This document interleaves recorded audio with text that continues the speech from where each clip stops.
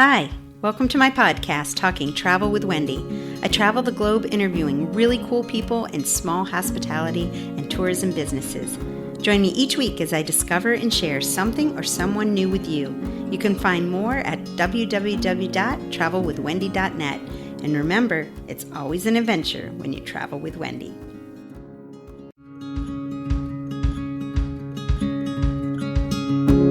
Thank you so much for being here today for Talking Travel with Wendy. I am with Isabelle Lesschaeve, and she is with Wine Tasting Demystified.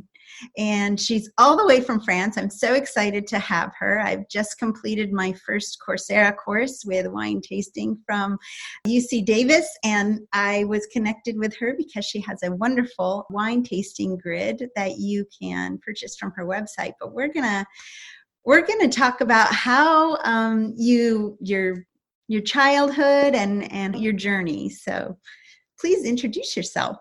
Hey, Wendy, thank you very much for having me on your show. I really appreciate for the connection and have the pleasure to talk to you and to your audience. Well, I'm, like my accent says, I'm from France and I cannot hide it. And I've been living in North America for the last 20 some years. So I'm somehow, acclimatized, I think that's the word. But I love it. And, wine is part of my maybe DNA, I don't know, it's part of my culture, and a lot of chance to visit wineries, to work in the wine field and to educate people. So that has been my life and I really enjoyed it. I always loved that the viticulture in Europe, it is a part of so many people's, the farm life of Europe, in that it really starts at a young age of appreciation of the grape. And it's not always an easy crop to grow. No, it's very difficult indeed. I think many people in the new regions thought that, growing grapes is very romantic. And then, they try and they realize, well, it costs a lot of money, a lot of capital investment. And you need to wait a few years before seeing the results of your efforts. So, yeah, it's very difficult to be a grape grower, to be a winemaker, but it's for our enjoyment. Now, where did you grow up? I grew up in Reims, in Champagne, and my parents were originally from the north of France, but I grew up in this part of the world and stayed there for until it was my time to go to college, and I went to Dijon in Burgundy, and I trained in the south of France, in Montpellier, another wine region, the Languedoc, and eventually moved to the US. Yes. Okay. There is a legend. I can't remember, but the legend says that when I was 6 months old, my grandma put a drop of champagne on my lips, and I believe that's why I really enjoy bubbly. And I like grandma. I have Irish descent. When we were teething, my mom would put whiskey on your gums, but I don't like whiskey. I like wine. I absolutely love Dijon. I've been there several times. So you were there as a college student. Yes, to start with, and ended up finding a job at a research institute in Dijon, studying flavors of food and beverages. And that's how I rediscovered my field of interest, which is called sensory evaluation, the evaluation of food and beverages through our senses. So using sense of smell, taste, touch, of course, sight, and also hearing. When you eat some chips, you can hear, Yeah, no, for sure. So Montpellier, what grape grows there? I'm unfamiliar with that area. It's more the Cinsault, Marsanne, these type of grapes, Grenache, I think, blends. For a long time, this region was, the proper region of the French wine culture, but they have improved so much, and there are a lot of quality wines in this region. So next time you go back. I know. I'm excited. One of my favorite areas to visit is Champagne-Ardenne. And that area, I really like the wines from that area as well. I think it might be because I am a farm girl and I like the honesty of the wine that I tasted there. I felt like when the wine was paired with the food, you could really tell the hard work that went into that glass of wine. And it was just slightly different from some of the other areas, the Provence and even up north where I'd visited, just the wine flavors. Of course, they're all so dynamic and so different all over the country. You really shouldn't compare. Let's talk about some of your travels as well. As you traveled probably the globe, is that right? Pretty much, yes. One of the chances that we have in the wine industry. So, after my studies, I started to work for wineries, became consultant, and as a consultant to guide people on how to use sensory evaluation to guide quality control, new wine development for their consumers. I had the chance to travel to South Africa, Chile, and the regions of the world. And I have to say my favorite region is South Africa. I've been there six times, and wonderful. Wonderful people, great wines, very affordable. But great place. Where specifically in South Africa were you able to visit? The region is called Stellenbosch. So it's in the Cape Town. Oh, okay. Yeah. And are they mostly white wines? Whites and reds, Chenin Blanc, and you may have heard of Pinotage. That's their signature grape. Okay. Yeah. And you said that you currently are in North America. Are you in Canada or America? I'm sitting in Atlanta, Georgia right now. Oh my gosh! And I was thinking here you were in France. Look at that. It's the world, the internet world. Well, we're only a couple hours away. We should get together for a glass of wine. You would teach me a lot. That's so interesting. Because wine is so much about part of our culture. When we are kids, we see our parents drinking wine, and often before the age of 21 you can taste wine and be part of the celebrations.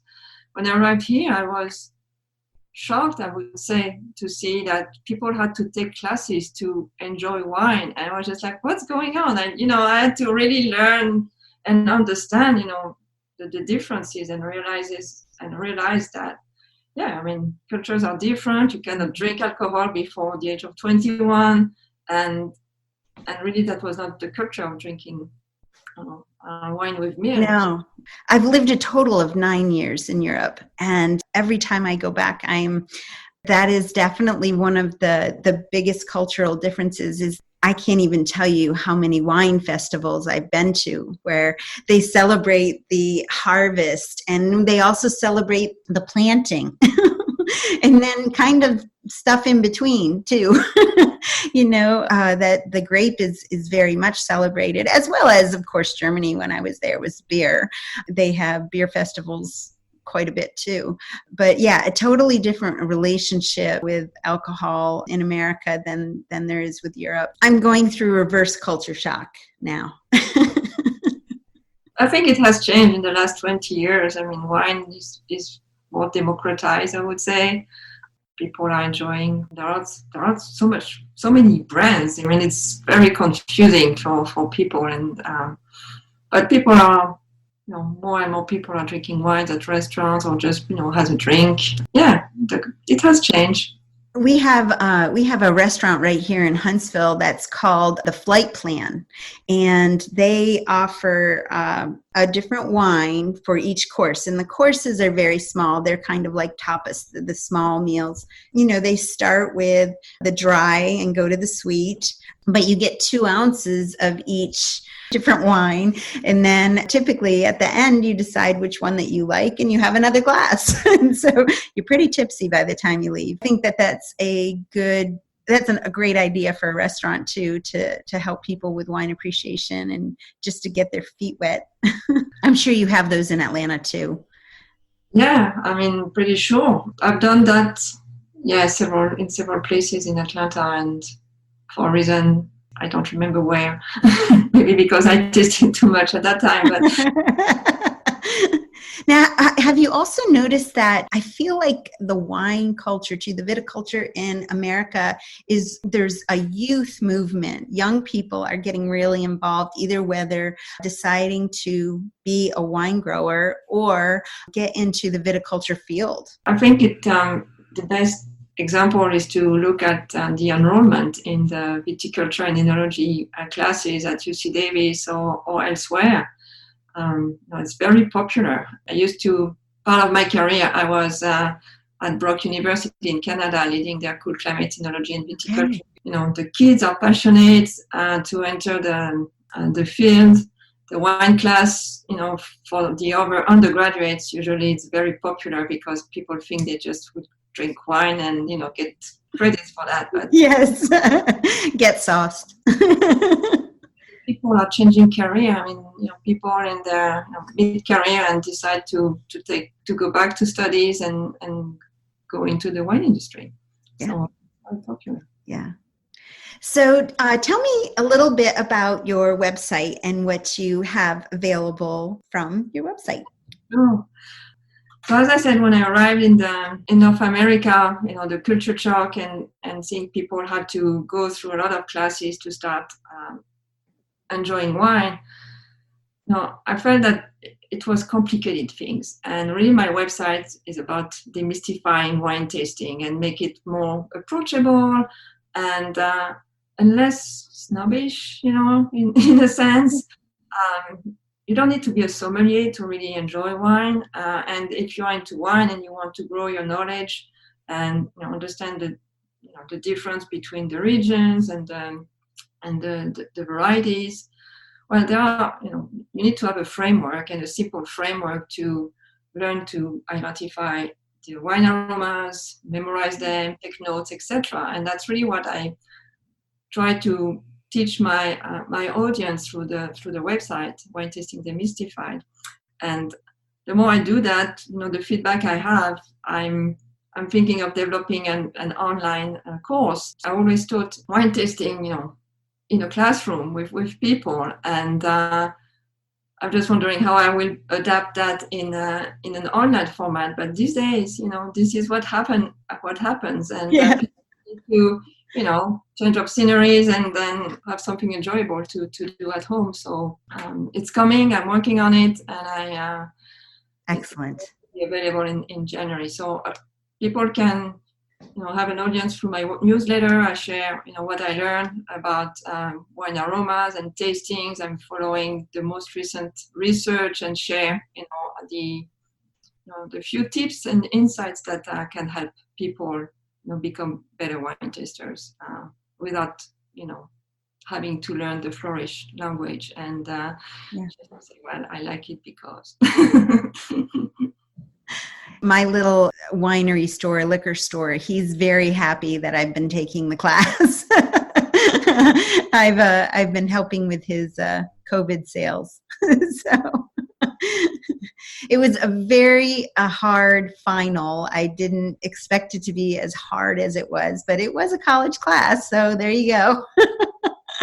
I did learn an awful lot. And I do hope that when I return to Europe, I'll be able to appreciate a little bit more. And I look forward to your class. It helped me realize I still want to learn more. There's still more to learn. So how it starts, and then you can learn by yourself or just by talking to the winemakers or the grape growers. You learn an awful lot. Right. For one, I had no idea about the noble rot. I've been to probably over a dozen wine tours, and I've heard the vintners say this, that especially when we were in the German Moselle region, and I didn't understand what they were talking about. I just thought, why would anyone want rot on their grapes?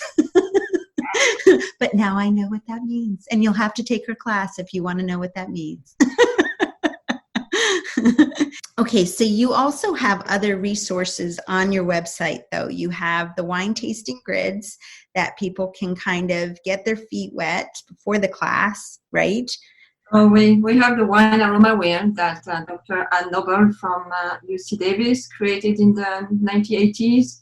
And really her goal was to help people articulate their perception. And this tool is very it's a great tool when you start wine tasting, just to help you figure out, is it more fruity or floral, or it's more smoky or spicy, and then it helps you through the framework. Is it more fruity citrus or more berry, and then it suggests some aromas. It's not exhaustive, but just to help you through with the vocabulary. It really helped with the vocabulary. So I and also helping me define. One of the wines I tasted at the end was a Riesling, and petrol was one of the scents. But had I not been suggested that, I probably wouldn't have thought that that's what I was smelling. Yeah. So that your audience know, we don't put petrol in Riesling. No, right. There's no wine with oil in it, just to let you listeners out there know. It's your aroma of Riesling. It's just an aroma. And it doesn't make the wine taste bad. It actually makes the food taste really good. So, well, my main project is really about building this online community and being available to people to help them through their journey. So we will start by an online class, and then with the participants, I would like to be available to them, through one-on-one coaching, or for people taking the classes like WSET or sommelier classes. It's overwhelming. You have to learn all these things about wine, grape growing, and climate impacts, etc. And you have to recognize those aromas that are specific to these different influences. But nobody really teach people on how to taste. They tell you, well, this is what a Riesling tastes, and this is what a Chardonnay tastes. I really want people to, to feel empowered to trust their senses and help them really analyze what they perceive, put some, label on them, and learn through their experience. And it's not that complicated. You just need to be guided along the way. And I really want to do that. I think that's my mission, to demystify. Excellent. Well, that's wonderful. So people can find you on social media, on Facebook, Instagram. You're on Facebook? Yeah, so we have a private community group on Facebook, Wine Tasting Demystified. If you want to please join us. And my handle on Instagram is the same thing, Wine Tasting Demystified. Okay. So, feel free to contact me and follow me, and be in touch. And the website is? Wine Tasting in one word -demystified.com. Okay, excellent. Okay. Oh, thank you very much for the opportunity, Wendy. I think it's, wine tasting, wine, and travel is just, very complementary, because when you travel somewhere, the hospitality of people is usually tremendous, and it ends around the table. It does. It does. I love that you just said around your table. That's wonderful. Well, thank you so much for being with me today and being a part of Talking Travel with Wendy. And I look forward to catching up in the future after your class comes out and reconnecting. And thank you so much. I have much more content on my website, travelwithwendy.net, and you can also support this channel by becoming a Patreon patron. The links are below. Remember, it's always an adventure when you travel with Wendy.